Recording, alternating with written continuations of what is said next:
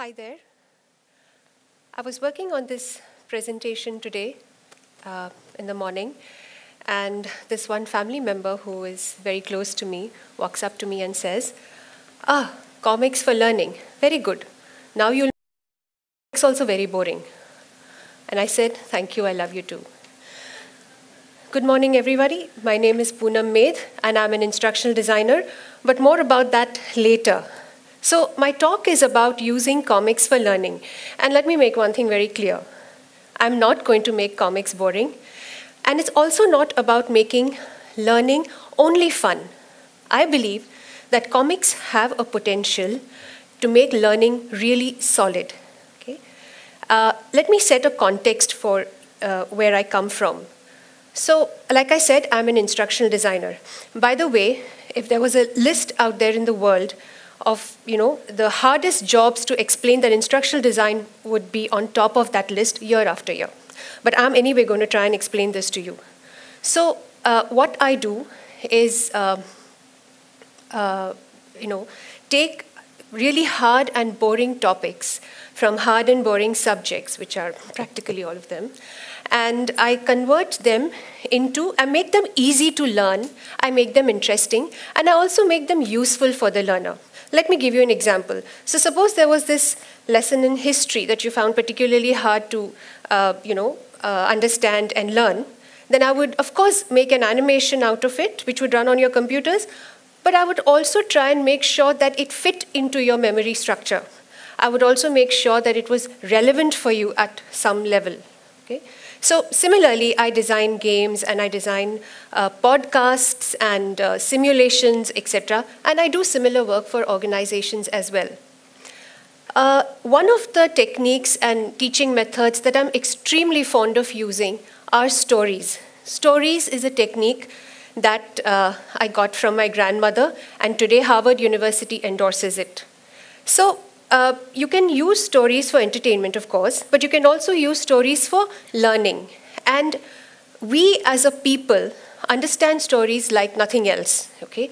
Stories are as old as civilization, and we are kind of hard-coded to understand stories. So there is a reason for this.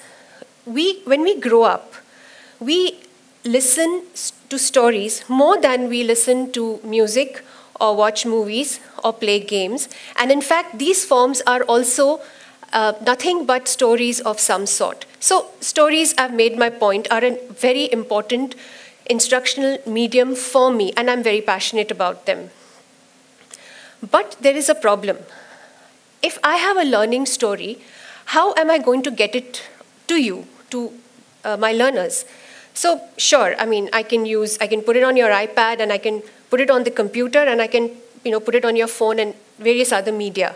But what is the format that is going to be most effective for me to get my story across? In my search for that format, I once again chanced on a time-tested, age-old format called the comics. I loved comics, I grew up reading comics, and I said, hey, here is something that I think this is really the best way to not just tell stories, which everyone knows, but it's also great for learning stories. So I started talking about comics for learning to my friends, team members, professional associates, and clients even. And every time I said comics for learning, people would say, yeah, comics are for superheroes. Comics? Of course we love comics. We love mythology. I realized that comics came with a lot of preloaded baggage. Some people told me comics are for kids, don't even think about it. I mean, don't even think about it. And the others just thought I was mad. So I decided to not get mad, get even, and started doing some research, and I was very lucky to chance upon a report published by the government of the US, documenting the tragic event on its soil on 9/11. It was a complete description of all the events that led to that tragic day. Now, when I say government report, what comes to your mind? You would imagine tomes of paper, printed text. You'd imagine data, tables, graphs, etc. But you know what? It wasn't like that. The entire report, and this is an official report, was published using the comic format. The reason for it is that comics lend themselves, the format lends itself to telling a story of multiple layers, to telling stories that have multiple characters. A favorite of yours, a story about a little girl growing up in Iran before and after the Islamic Revolution. Again, not a funny topic at all, and it's not just for kids. I started thinking that if comics can be used for such a wide and eclectic range of subjects, then why can't I use it for learning? But I knew I had to get down to the basics, start from the beginning, and understand what comics really are. And I'm going to share some of that with you. But before that, I'd like you to read this comic that I've made specially for you. It stars, who else? An Eager comic and some other special appearances. So I'm going to shut up now. Please look at this comic.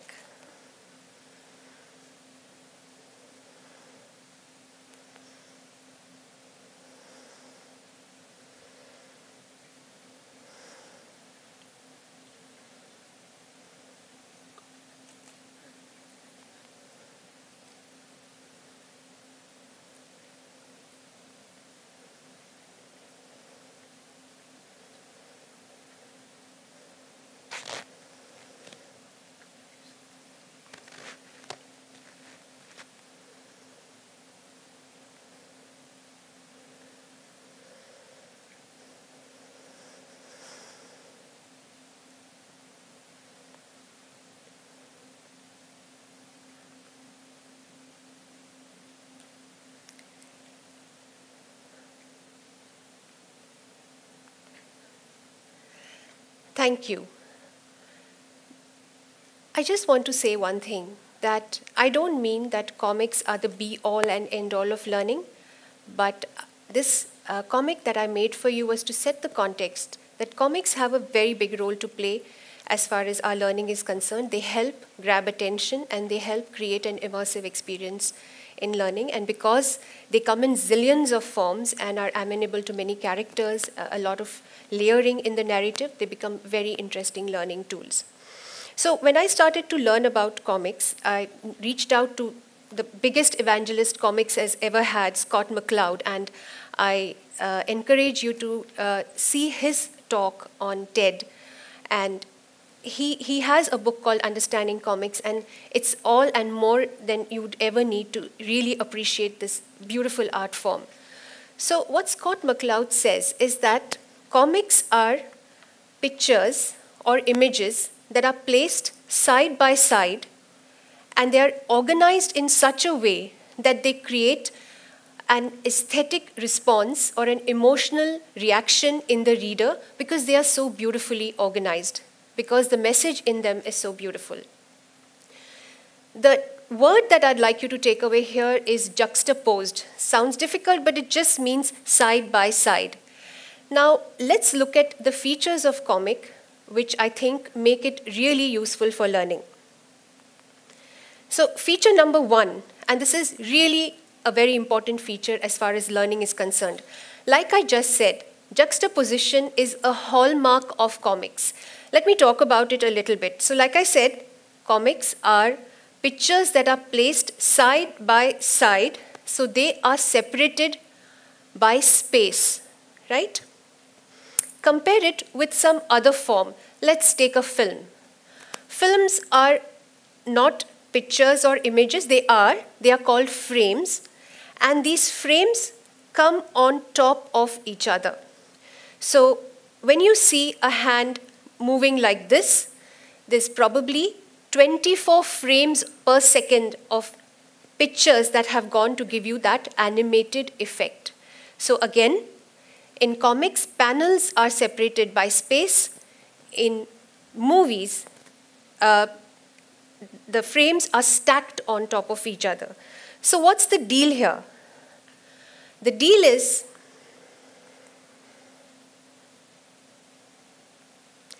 research shows that when you look at content that is distributed by space or spatially distributed, your brain uses less brain power, which means the brain finds it easier to absorb that content. Vis-a-vis when information or pictures are stacked on top of each other, like they are in films or in movies, animation, e-learning, and so on. The reason is, all that information is in front of you. Did you read that? Did you read that? Oh, I didn't get that. Go back again, come back, go forward, and come back there. See, the brain does not have to tax itself from remembering, oh, what was down there? I don't remember. Okay? So that sort of makes learning easy. And I think it's a quality of comics that we definitely must harness. Talking about another feature of comics. This circle at present means, well, nothing to you. It's just a circle. The minute I introduce one more circle to it, I think there won't be anybody here who would not think this is a human face. Icons. We are surrounded by them. Our brain has amazing capacity to immediately grasp something with a little bit of detail that is given to us. You know this is a face, even though it's got nothing that is there on your face. No hair, no skin, no ears, no nose, no lips, nothing. But still, you know it is a face. And your brain just loves this because it had to spend very little power to understand that this is a face. So when the brain power is saved, it uses it for other things like checking your phone, etc. But I'm just kidding. It uses it for learning other things. So here you have a face, a normal face, and here you have an annoyed face. Just a little bit of shift just conveys so much. And we live and thrive today in a world of icons. Okay? Comics offer us another feature. It offers us the feature of being able to personify objects. Suppose I was teaching you electricity and I showed you a resistor, a real one. And your brain would look at it and said, what is this? I don't know what this is. I've never seen it before. And it starts searching its memory to see if it has seen something like that. A lot of time is wasted. A lot of brain power is already being wasted. You know what the brain does? It just shifts its attention to something else that looks more interesting. But the minute I give the resistor and this capacitor a face, make them hold hands, and then you say, oh, I know this. I have an uncle who looks like that. And the brain responds, by the way, very warmly when it sees another human form. We are humans and we love other humans. And it just makes learning so much easier. So I was saving here's a very nice visual, which I grabbed from a book yesterday. Here's the cross and zero puzzle, walking up to someone and saying, will you please play with me? So comics allow you to get away with these kind of representations. Again, the learning advantage, as I've been explaining, is releases brain power to do other things. It's perceived as easy. When something is perceived as easy, you like to do it. I've been saving the best for the last. Comics have a way with emotions. Scott Mccloud says, the idea that a picture can evoke an emotional or sensual response in the viewer is vital to the art of comics. Look at the first visual. It does not say anger anywhere. I mean, not on the visual. I've labeled it. But you see anger being personified by the lightning stick, and the red colors and those screamy lines at the back say that this person is very angry. The next visual is of this girl reading a letter. So you have frame panel 1, panel 2. It's yellow background, and then suddenly when she reaches the bad news in the letter, the panel just sort of drops and the colors change. Okay? And she's looking at the letter in a shocked way. The third visual, where an individual is being scolded by his boss. So you have a little cloud raining on him. It indicates that he's upset. His days and his future look dark and gray, and he's really hurt. But notice the hue of colors at the back of those other faceless people. Their faces are not important, but just by the use of colors, I'm conveying, see, there are all these pinky, orangey shades there, and I'm conveying that these guys are probably embarrassed. They're saying, oh my God, why is the boss doing it to this guy? And somebody's thinking, oh my God, will my turn be next? So there's that kind of disturbance that comes across, and this is something that comics give us. The ability to use colors to express emotions, and not just your day-to-day emotions, but really deep emotions of hurt, disgust, anger, and it allows you to do that very, very elegantly, very, very aesthetically. Here is, again, a scene where the two people are conversing. I don't need to add words in their speech bubble that sound hateful, but just giving those strong, hot colors in the background helps me convey that this discussion is very heated. Again, stories, of course, have emotions. A story without emotions would be just like a flat case study. So if you want emotions in your stories, and your stories, even if they are learning stories, must have emotions, then you need to incorporate them beautifully and aesthetically into your story, and comics allow that incorporation. So I've talked enough about the features of comics and their role in story-based learning. So what I'm going to do is end with a short demo of the story of electricity. This product is the courtesy of Pratham Books. It's not a product that I have helped in designing, but I'd like you to look at, see, the visual, it conveys 18th century England, very hard for us to visualize. It shows how people worked then. Again, something that we cannot imagine today. Okay, so this is, it just takes you into that place and helps you understand the sequence of events that led to the invention of electricity, which otherwise I don't think you'd really care about. You'd say, hey, just give me my electricity and be done with that.